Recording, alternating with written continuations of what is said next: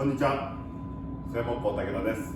先日4月の21、22、23の3日間で開催された横浜グランドインテリアフェア in 大桟橋へお越しいただいた皆様、ご来場ありがとうございました。会場ではですね、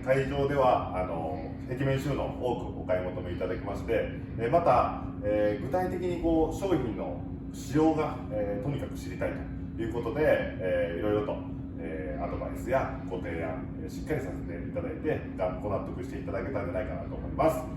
また、後日も開催される予定もあるかと思いますので、その際はぜひご紹介したいと思います。よろしくお願いします。